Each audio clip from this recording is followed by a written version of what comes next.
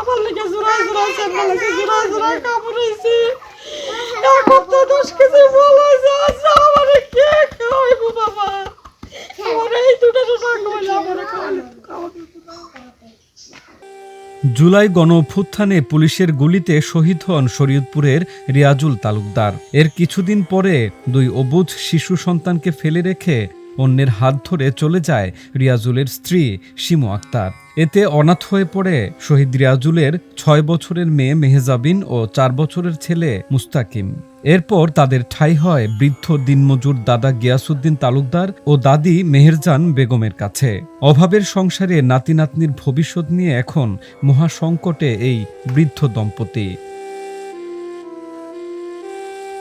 শরীয়তপুর সদর উপজেলার চিকন্দি ইউনিয়নের আবুরা গ্রামের ভূমিহীন কৃষক গিয়াসউদ্দিন তালুকদারের ছেলে রিয়াজুল।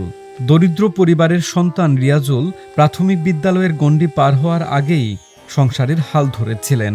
রিয়াজুল শিমু আক্তারের সংসারে মেহজাবিন ও মুস্তাকিম নামে 2 ফুটফুটে সন্তানের জন্ম হয়। তবে পারিবারিক কলহ থেকে সেই দাম্পত্যে আসে বিচ্ছেদ।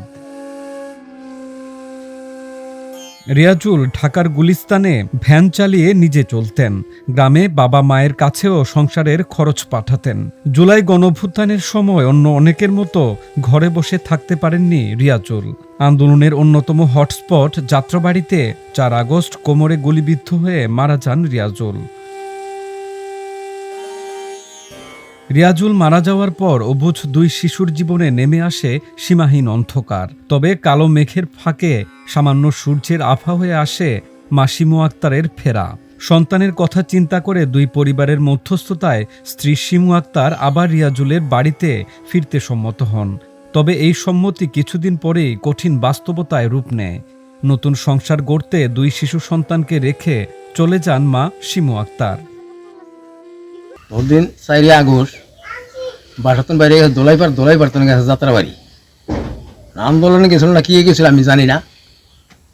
ছাত্রগুলো হয়ে গেছে ওনাদের গুলি গেছে। আমার কাছে খবর আছে বেলা 4টায়। ওখানে আমার দোকান নায়নাথপুর আছে। এই নায়নাথপুরকে আমি পালি। হ্যাঁ, মাও নাই বাপও নাই, মা গেছে না। হ্যাঁ, বিয়ে বইছে পাশের কান্দিতেই, বিয়ে বইলে গেল ওখানে খোঁজ খবর রাখে না। ধনী নায়নাথপুর আমরাই পালি। সূক্ষ্ম বিচার চাই। আমার বাবা এসে রেডি করছে তাকে আমি গুলডির অর্ডার চাই। আমার এই 2টা সন্তান জানি এমন মাটি পায়, এমন ঘর পায়। আর দাদার কোনো জিনিসের আমি আফসোস করি না। আফসোস করি বাবার শহীদের পোলাপানে জানি কখনো এতি নয় না। আমার এই নায়নাথপুরের ভবিষ্যৎ করে দেবেন, নায়নাথপুরের বাড়ি এখন থাকার স্থানীয় করে দেবেন। বাবা গো আপনারা টাকা দিবেন, টাকা আমার খাওয়াই যে বাবা এখন দিবেন আপনারা মারি কিনা চাই আমি এখন দিবেন ঘর উঠাইয়া। আমি আমার নায়নাথ করলে আমি রিয়াজুল শহীদের পোলাপান লয়ে যান আমি থাকতে পারি।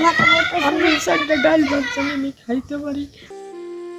যাদের আত্মত্যাগে 17 বছরের জগদ্দল পাথর সরিয়ে শহীদের রক্তের ওপর দাঁড়িয়ে আছে অন্তর্বর্তী সরকার। সরকারকেই সেই শহীদ সন্তানদের দায়িত্ব নেওয়ার দাবি জানান বৈষম্য বিরোধী ছাত্র আন্দোলন শরীয়তপুর জেলা শাখার আহ্বায়ক ইমরান আল নাজির। সারা বাংলাদেশে অসংখ্য মানুষ আছে যারা এতিম হয়েছে, যাদের বাবা মা সন্তান হারিয়েছে, সন্তানরা বাবা মা হারিয়েছে।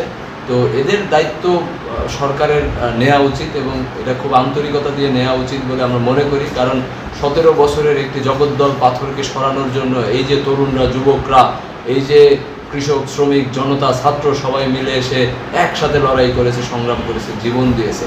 তো এই জীবনের বিনিময়ে সরকার তাদের পুনর্বাসনের যে ব্যবস্থা সেটি করবে, এটা আমরা প্রত্যাশা করি এবং এটি ইন্টারিম গভর্নমেন্ট থাকা অবস্থায় করা হোক, এটি আমরাও দাবি জানাই।